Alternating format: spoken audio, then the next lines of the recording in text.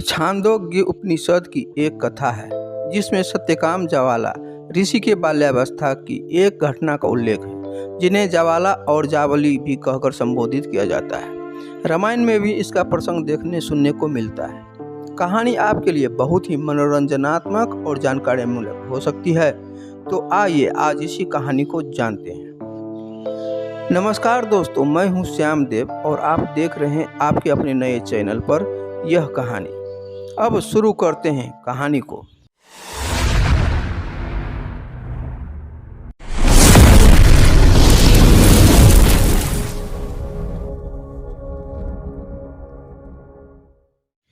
एक गांव में एक सदाचारिणी निर्धन ब्राह्मणी रहती थी जिसका नाम जावाला था। शादी के कुछ ही दिन बाद उसकी पति की मृत्यु हो जाती है। फिर अपना जीवन निर्वाह के लिए उसने सामने के मार्ग से गुजरने वाले यात्रियों की सेवा करने लग जाती है और उससे जो भी धन प्राप्त होती थी उससे वह अपना जीवन निर्वाह करती थी। इस काम के दरमियान वह कितने सारे यात्रियों के संपर्क में आई उसे खुद पता नहीं था।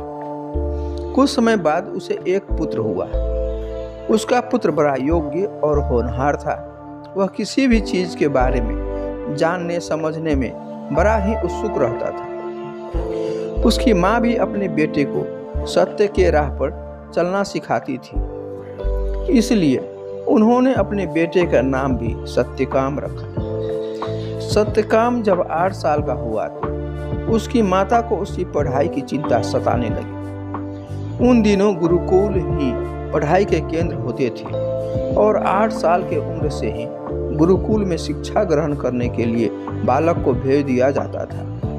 ब्राह्मणी जाला जिस ग्राम में रहती थी उसके निकट के वन में महर्षि गौतम का आश्रम था। माता ने बालक को महर्षि के आश्रम का पता बताया और अकेले ही वहां प्रवेश लेने के लिए भेज दिया। माता के बताए अनुसार वह निर्भीक बालक महर्षि गौतम के आश्रम में जा पहुंचा। महर्षि के पास पहुंचकर उसने उनको प्रणाम किया और हाथ जोड़कर सामने खड़ा हो गया। महर्षि गौतम को समझते देर न लगी कि जब यह बालक आया है तो पढ़ने के लिए ही आया होगा। फिर भी उन्होंने उसे अकेले ही आया देखकर पूछ लिए, बालक किस कार्य से आए हो? आपके पूज्य चरणों में बैठकर विद्या अध्ययन करने की जिज्ञासा से उपस्थित हुआ हूँ गुरुवर, उसने विनम्र वाणी में उत्तर दिया। बालक का उत्तर सुनकर महर्षि प्रसन्न हुए। उन्होंने पूछा, क्या नाम है तुम्हारा? सत्यकाम, बालक ने उसी विनम्रता से उत्तर दिया। पिता का नाम क्या है? महर्षि ने दूसरा प्रश्न किया। सत्यकाम के सम्मुख आज तक कभी पिता का नाम आया ही नहीं था और न ही उसने कभी उनका नाम ही सुना था। उसने कभी अपने पिता के विषय में कुछ जाना ही नहीं था। सहसा महर्षि के मुख से पिता का नाम सुनकर वह बहुत विस्मित हुआ, किंतु तुरंत ही विनम्र होकर उसने उत्तर दिया, पिता का नाम तो मुझे ज्ञात नहीं है भगवान, मैंने कभी उनको देखा भी नहीं। मैं तो केवल अपनी माँ को ही जानता हूँ, उनका नाम जावाला है। महर्षि ने उसको समझाते हुए कहा, पुत्र, यद्यपि तुम्हारे उत्तर से मैं संतुष्ट हूँ, फिर भी तुम अपनी माता के पास जाकर अपने पिता का नाम और कुल गोत्र आदि पूछ कर आओ। बालक सत्यकाम इससे न तो निराश हुआ और न उसका उत्साह ही कम हुआ। वह अपनी माता के पास गया और उसने महर्षि के साथ हुए वार्तालाप का विवरण सुनाकर पूछा, माता जी, क्या नाम है मेरे पिता का? आपने उनके विषय में मुझे कुछ बताया ही नहीं। सत्यकाम की माता ने उसे समझाते हुए कहा, बेटा, मैं तुम्हें तुम्हारे पिता के विषय में बताती भी तो क्या बताती, जबकि स्वयं मुझे ही मालूम नहीं है कि तुम्हारे पिता कौन है। मैंने तो आज तक यात्रियों की सेवा में ही अपना जीवन बिताया है। नित्य प्रति यात्री आते ही रहते हैं। अपनी माता के मुख से अपने पिता के विषय में अटपटा सा उत्तर सुनकर सत्यकाम बोला, माँ, किंतु पिता का नाम जाने बिना तो कदाचित गुरुकुल में प्रवेश मिलना कठिन है। सत्यकाम को आशंका होने लगी थी। उसकी माता बड़ी ही सत्य बोलने वाली थी। उसको अपनी सत्यता पर बड़ा भरोसा भी था।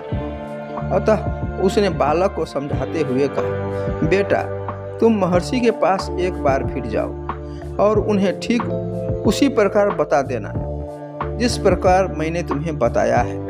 उनसे कहना कि मेरी माता स्वयं मेरे पिता के विषय में नहीं जानती, इसलिए न तो मुझे अपने पिता का नाम मालूम है और न अपना कुल गोत्र ही। प्रयत्न करके देख लो, कदाचित महर्षि इस बात को समझकर तुम्हें अपने गुरुकुल में प्रवेश दे दें। सत्यकाम भी इतनी जल्दी ही पराजय स्वीकार करने वाला बालक नहीं था। माता के समझाने पर वह फिर महर्षि के चरणों में उपस्थित हुआ।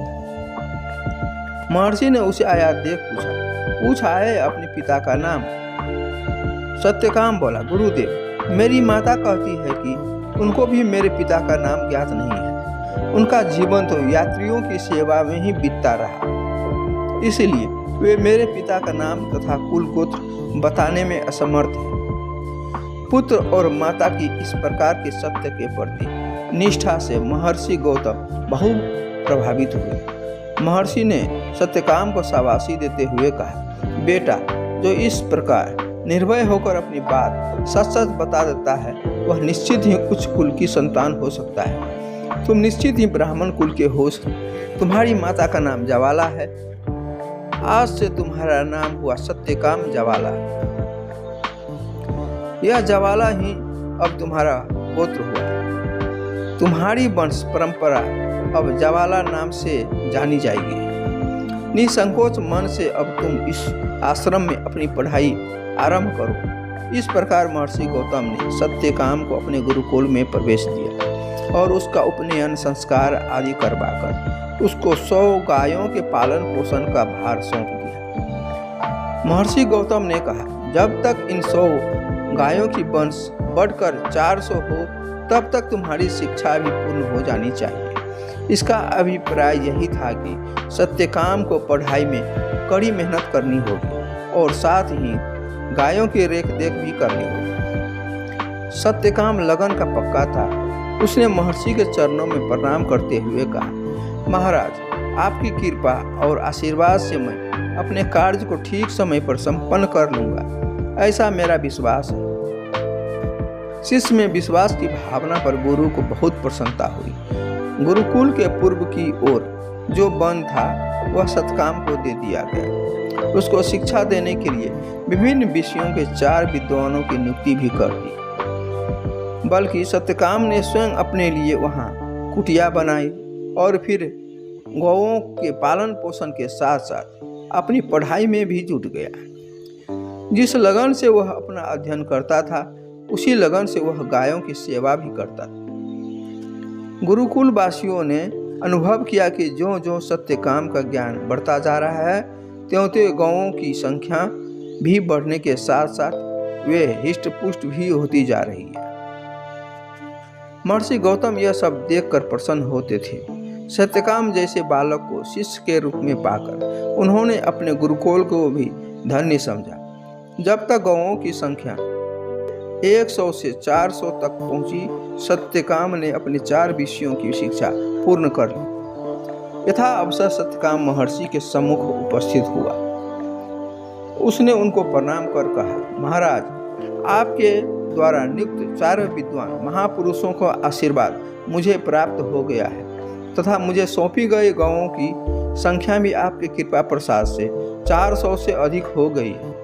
वे सभी स्वस्थ और हष्टपुष्ट हैं। दूध देने वाली गौ यथानुकूल दूध भी देती है। इस पर भी यदि मेरे कार्यों में किसी प्रकार की कोई त्रुटि रह गई हो तो कृपया आदेश दीजिए। सत्यकाम की विनम्रता, कार्य कुशलता, सत्य के प्रति निष्ठा और विद्या के प्रति अनुराग देखकर महर्षि गौतम बहुत ही प्रसन्न हुए।